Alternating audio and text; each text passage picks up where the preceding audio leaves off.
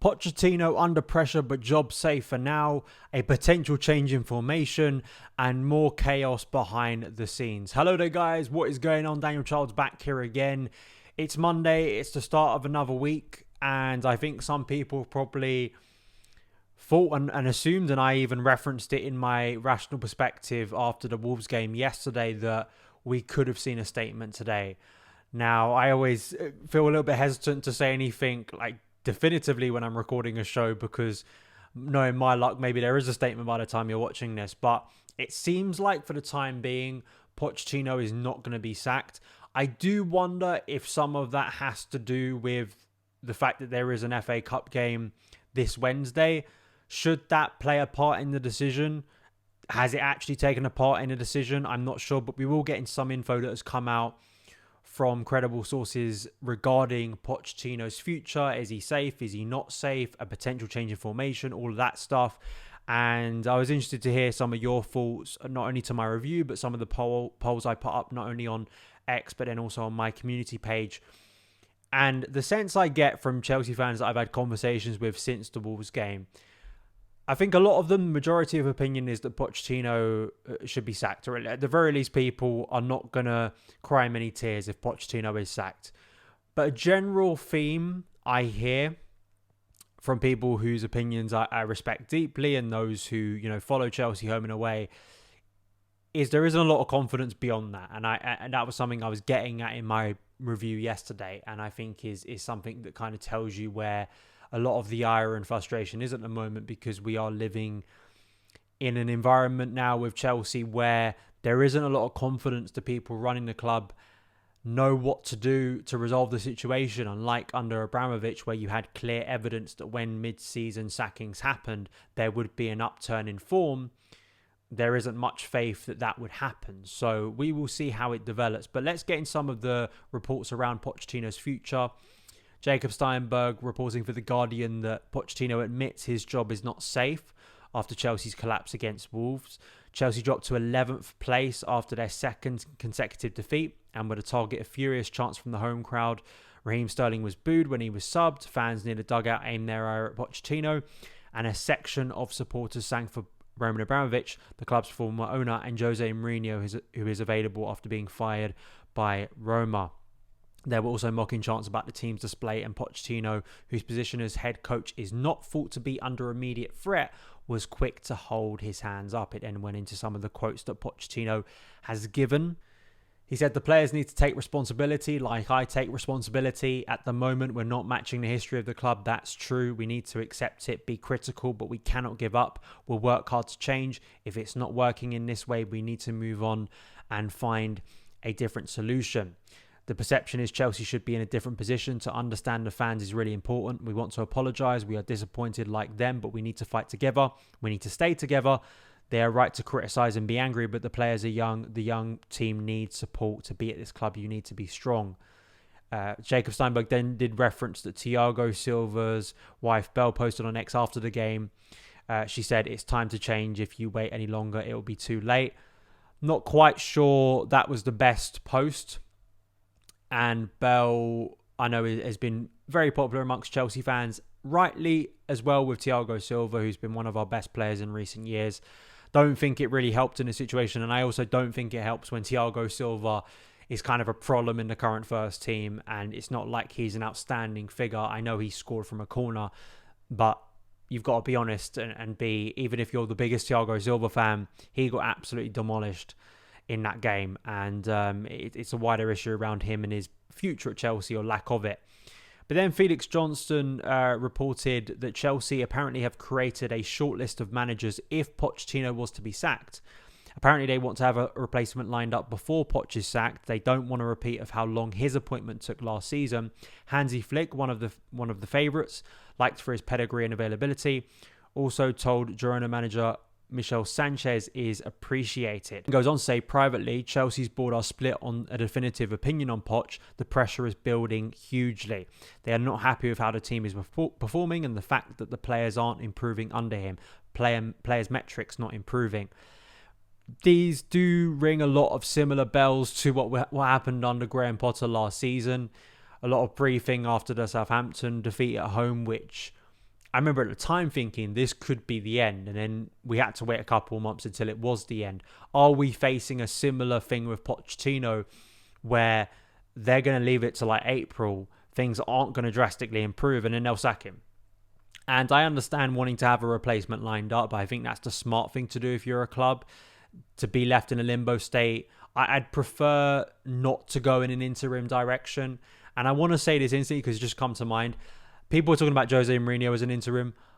I just can't see a situation where Mourinho's ego would allow him to be an interim. Maybe he'd back himself to become more than an interim, but I don't think Jose Mourinho is an interim type. And I don't think he would see that as a vote of confidence in him. I don't think he'd see that as something that for his, as I say, his ego, his history with the club, wanting to come in as a short-term fix. And even though Jose Mourinho is a very short-term head coach, I'm not quite sure whether he'd go for that type of situation. But it's interesting to see if Pochettino is going to keep his job, which it looks like he is for the time being, what happens next? How does he try and salvage this situation? And there's Cancelo reporting that Pochettino is plotting Chelsea formation switch in bid to save ailing season. With Chelsea languishing down in 11th place and another season in danger of petering out, Pochettino is weighing up a move away from his favoured 4-2-3-1 formation. It is felt that a three-man defence could provide greater defensive solidity to a team that has conceded 4 goals in successive Premier League defeats by Liverpool and Wolves. I find it also quite ironic in recent years, Potter, even though Potter did have a history with 3 at the back, and he started at Chelsea with 3 at the back, he tried to move away from that and then moved back to that before he was sacked. We've seen this in recent years. Frank Lampard tried to move to a back 4, eventually went to a back 3. It feels like Conte's imprint and legacy on Chelsea just cannot go away. I think some of that, a lot of that isn't by design. I don't think that's intentional. I think a lot of it is to do with just a lack of quality or smart decision making within the club that leads you and leads coaches to feel like they have to play 3 at the back to try and make the team solid. It's a very functional approach. My one concern with it, I do think it would maybe revitalise Ben Chilwell, who I think is a better wing back than left back. You don't obviously have Reece James, but you do have Malo Gusto, who could easily play that role. Maybe then you give more opportunity to a player like Trevor Chalobah, who's played that role a lot for Chelsea. Does it add more protection in central midfield? I think it is very much a trying to calm down fires type approach. My concern always with that type of approach is that you are just looking what's in front of you.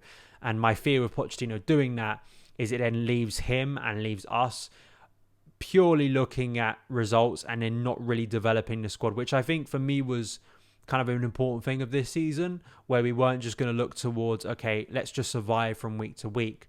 Actually, we're looking to develop these players, which again, if we're just going to end up with Pochettino being sacked in April, for me, that potentially feels like a waste of time. But if they're not set on who the next guy's going to be, if they're not confident in their own decision making, this comes back to the chaos above the head coach currently and the lack of clarity over what the direction is and whether you trust the people in those positions of power to make the right decision. And then also, maybe there is a bit of fear internally with certain individuals who were behind the sacking of Potter last year and also behind the appointment of Pochettino. If he is sacked in under a season, what does it say about their positions and their recruitment and their decision making? Does it then put their role in a lot of jeopardy? So for now, I know this is going to annoy a lot of people. Doesn't seem like he's being sacked, but that isn't to say that Chelsea get roundly beaten again by Aston Villa and then on Thursday a statement does drop, right? So you can never be sure. Like I'm never going to sit here and tell you definitively he's absolutely safe. Neither can I sit here and definitively tell you he's going to be sacked within the next week or two, because look at what happened last season. Football moves very quickly. The other thing I do want to touch on is Chelsea have made a signing, not anyone up top. Instead, it's the commercial chief, Todd Klein, who's apparently quit Tottenham to join Chelsea. He departs Spurs after failing to land a lucrative naming rights package for the club's £1 billion stadium. And what's interesting that Matt Law reports in the Telegraph that he's going to be expected to play a big part in Chelsea's stadium plans, with the club yet to announce whether they will rebuild Stamford Bridge or move to another site. Tottenham hired Klein 3 years ago with the brief of landing that naming rights package for the club's new stadium, which he has left without delivering. And he also tweeted, because he will be likely taking the vacated role at Tom Glick. There was a lot of controversy about Tom Glick that didn't make him look like a very good character. Was again another chaotic PR moment for this current ownership of many over the past 18 months. They're not sure what his role is going to be. And again, these are things that I know from a business point of view. And I think it was Felix Johnston or someone who I follow, who I know quite well, was tweeting this, that, I know a lot of fans maybe don't understand the intricacies of business, and a lot of business things are not quite the same as signing a player. But I also do think, doesn't it say something when it's not quite clear what his role is going to be? There are question marks over his previous work and whether Chelsea are buying the best in class. Recently, Man United have been able to snap up an executive who was well respected and clearly successful at Manchester City.